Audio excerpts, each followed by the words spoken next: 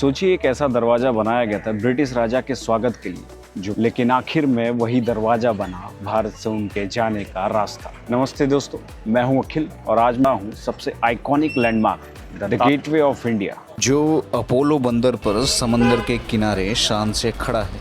इसे अक्सर ताजमहल ऑफ मुंबई भी कहा जाता है। इसकी कहानी सिर्फ एक मॉन्यूमेंट नहीं है, ये ब्रिटिश राज के शुरुआत और अंत दोनों का विटनेस है। 1911 में किंग जॉर्ज फिफ्थ और क्वीन मैरी के इंडिया आने की याद में इसे बनाने का फैसला लिया गया। जब वो मुंबई आए तब गेटवे बना भी नहीं था, उन्होंने सिर्फ इसका एक कार्डबोर्ड मॉडल देखा था। और फिर 1924 में ये भव्य स्ट्रक्चर पूरी तरह तैयार हुआ।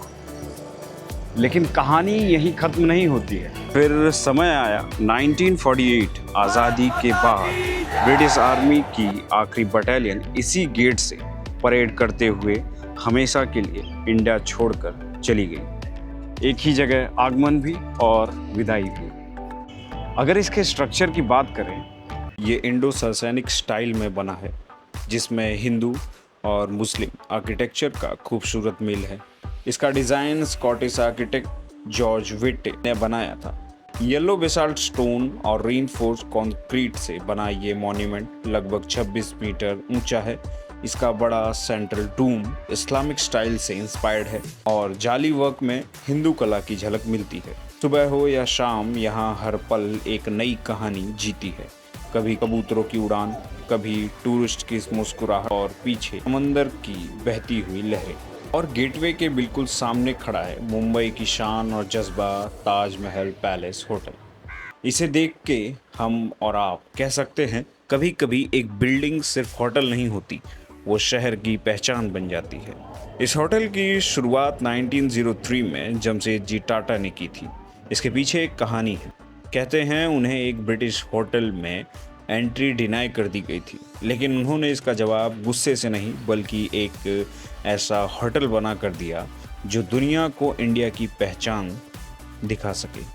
और जब ताज बनकर तैयार हुआ तब ये एशिया के सबसे मॉडर्न होटल्स में से एक था। इसका आर्किटेक्चर भी इंडो सरसैनिक स्टाइल का है, इंडियन, यूरोपियन और इस्लामिक डिज़ाइन का परफेक्ट कॉम्बिनेशन। इसका रेड डोम आज मुंबई स्काईलाइन की पहचान बन चुका है। 500 से ज़्यादा रूम्स और लग्जरी सूट्स के साथ ये होटल एलिगेंस और हिस्ट्री का संगम है। लेकिन 2008 के 26/11 अटैक ने इस कहानी को हिला दिया था और जब ताज दोबारा खुला तो वो सिर्फ एक रीओपनिंग नहीं थी, वह मुंबई के हौसले का ऐलान था। स्पिरिट ऑफ मुंबई का असली मतलब शायद ताज से बेहतर कोई नहीं समझा सकता। गेटवे और ताज ये केवल सिर्फ दो बिल्डिंग्स नहीं है, ये मुंबई की कहानी है, उसका इतिहास, उसकी शान है और सबसे बढ़कर उसका जज्बा है। और इसीलिए शायद मुंबई कभी रुकता नहीं। चलिए मिलते हैं फिर किसी और दिन, कहीं और, किसी और गली में। चैनल को सब्सक्राइब कीजिए, लाइक कीजिए एंड कमेंट ऑल्सो।